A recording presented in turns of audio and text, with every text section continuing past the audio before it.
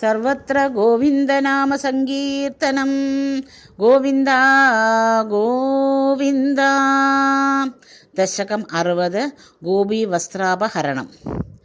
मदनादुरचेतसोन्वहं भवदङ्घ्रिद्वयदास्य काम्यया यमुनातटसीं सैकतीं तरलाक्ष्यो गिरिजां समार्चिचन् तव नाम कथारथा समं सुदृशप्रादर उपागता नदीम् उपहारशतैरपूजयन् दैदो नन्दसुतो भवेत् इति कात्यायनि महामाये महायोगिन्यधीश्वरी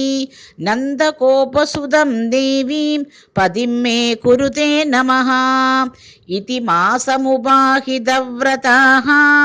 तरलाक्षीरभिवीक्ष्यथा भवान् करुणामृदुलो नदीतटं समयासीत् तद् अनुग्रहेश्चया नियमावसितौ निजाम्बरं तडसीम्यन्य विमुच्यतास्तदा यमुनाचलकेलनाकुलाः पुरतस्त्वाम् अवलोक्य लज्जिताः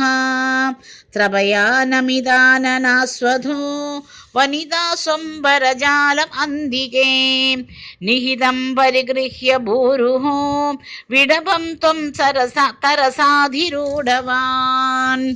इह तावत् उपेत्य नीयतां वसनं वः सुदृशो यथा यदम् इति नर्म मृदुस्मिते त्वयि ब्रुवदिव्या मुमुहे वधूजनैः अयि जीवचिरं किशोरनः तव दासीरवशीकरोषि किम् प्रतिशाम्बरमम्बुजेक्षणेति उदितं त्वं स्मितमेव दत्तवान् अधिरुह्य तडं कृताञ्जलिः परिशुद्ध्वासगतिर्निरीक्ष्यता वसनानि अखिलानि अनुग्रहं पुनरेवं गिरम् अप्यदामुदा विदितं ननु वो मनीषितं वदितारस्त्युगयोग्यमुत्तरं यमुना पुलिने स चन्द्रिकाः क्षणदायित्यबलास्त्वम् ऊचिवान् उपकर्ण्य भवत्मुखच्युतं मधुनिष्यन्ति वजो मृगीदृशः प्रणयादय वीक्षिते वदनाब्जं शनगैर्गुगृहं गताः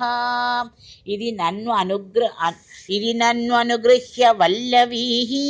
विपिनादेषु पुरेव सञ्चरन् करुणाशिशिरो हरे हर त्वरया मे सकलामयावलीं सर्वत्र गोविन्दनाम सङ्कीर्तनं गोविन्द गोविन्द।